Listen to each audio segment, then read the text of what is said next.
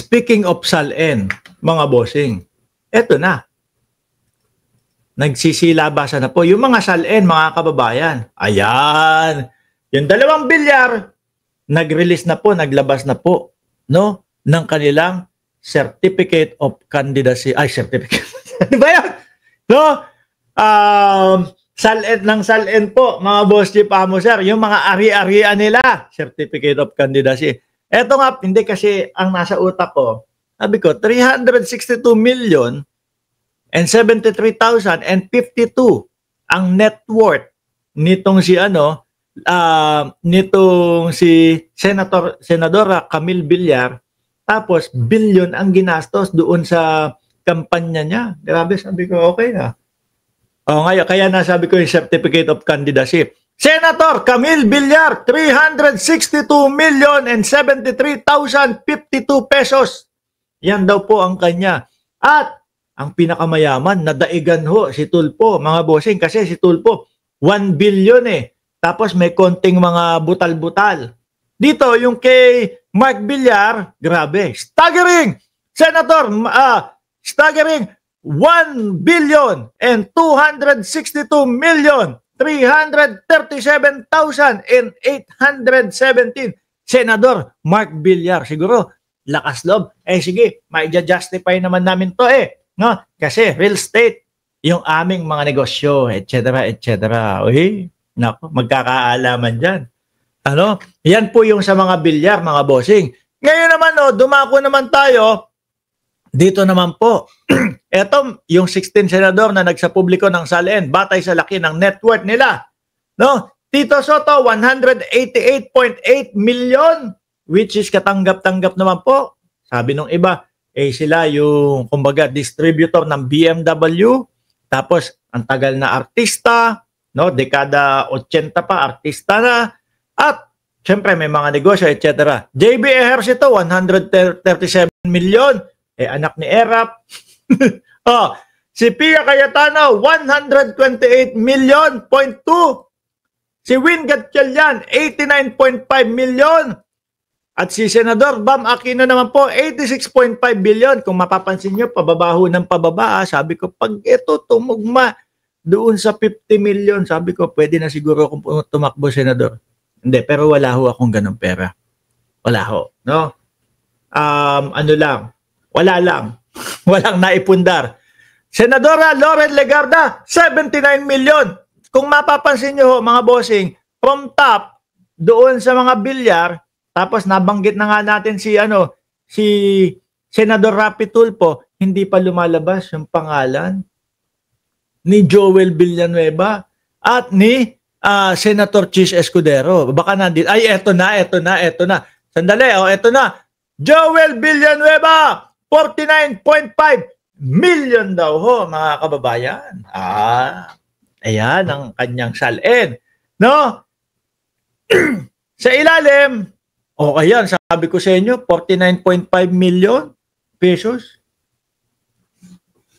Pwede na palang tumakbo si Boss Mike Cervera. Si Boss Mike. Pwede nang tumakbo si Boss Mike Cervera sa pagkasenador. Ay, ganyan din ang SALN nun, si Boss Mike, kung sakali, no? Si Kiko Pangilinan, 26.7 million. At si Senadora Risa Ontiveros, 18.9 million. At si Chis Escudero, pinakamababaho, mga bossing. Senador Chis Escudero, 18.84 million lang po yung SALN. Pinakamahirap si Chis. Grabe. Ina-expect ko kasi kapag yung si Heart Evangelista may mga naipapakitang mga mamahaling mga gamit. Ay siguro, pinaghirapan naman siguro ni Heart Evangelista yon. Siguro dahil nagtatrabaho si Heart Evangelista kaya ganun. Siya yung gumagastos lahat. Si Heart Evangelista. Si Chish, mahirap lang. 18.84 million lang. Sabi ni Jordan G. Parang malabo yan ha. Hindi yan yung nilagay niya. Ang tanong, hindi kaya na ilagay sa ibang mga pangalan? Yung ibang mga ari-arian? Pwede yun Pwede ho ba? Hindi ko sinasabi na si Senador Chis Escudero yung ganon. Kumbaga, kumbaga, parang inaano ko lang, pwedeng mangyari na, ako, uy, total naman, close friends tayo. Sa iyo ko na lang ipangalan na ito. Kaya, ganyan. Sa iyo ko pangalan to. Lagay ko sa pangalan mo to. Mark, imposible naman yun. Paano kapag syempre may nakapangalan sa kanya yung bagay na yun. Paano kapag ganyan? Ninakaw na kasi nilagay mo sa pangalan. Pwede naman nung may kasulatan yun. Di ba? O ito, basta magkaroon na lang tayo ng kasulatan na ganito, ganyan. Ganon. Di ba? Uulitin ko. Hindi ko sinasabing si Chis Escudero yung gumagawa ng ganon. Pero maaari pong ganon ang gawin na ilagay sa pangalan ng iba. No? Pwede pong ganon, mga bossing. Tingnan mo. Yung mga bank account nga dati, may mga Jose Pidal pa di ba? Naalala niyo yun? Uulitin ko sa pang-apat na pagkakataon. Hindi ko sinasabing si Chis Escudero ang gumawa o gumagawa ng gano'n na ilagay sa pangalan ng iba, yung ibang ari-arian. Parang same lang ni Ramon Tulfo. Hindi niya tinutukoy si Rodante Marcoleta na si Rodante Marcoleta yung nanghihingi ng 1 billion. Ibang mambabatas daw yon. Hindi daw si Rodante Marcoleta na nag-end o nagtapos sa 120 million ang napag-usapan Sabi ni Evo Dion, 18.84 million kay Quezon. Sana niya kinuha pambili ng 1 million ring na regalo niya sa wife niya.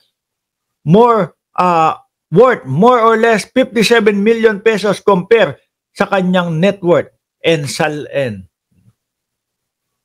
Yan ang tanong. Mga kababayan. Grabe daming pera nitong mga ito. Lalo na si Mark Villar Meron pa. Ito pala yung mga Tulfo. Nandito pala yung mga Tulfo. Nalagpasan lang natin. Rapi Tulfo. Ayan, yung sinasabi ko sa inyo. 1 billion tapos 52,000. Yung kay Erwin Tulfo, malapit ng magkalahating bilyon. 497 million. Kay Mig Zubiri, 431 million. Ping Lacson, 244. Kay Robin Padilla, 244. Kala ko ba ito, walang pangkampanya to? Sinasabi, walang pangampanya to di ba? Kaya nakisabit lang.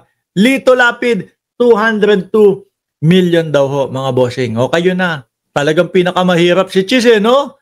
Naawa ako bigla kay Chis Escudero. Naawa talaga ako kay Chis Escudero. Biruin nyo, 18.84 million. Siya yung pinakamahirap na senador mga kababayan. Anyway, hanggang dito na lang muna tayo.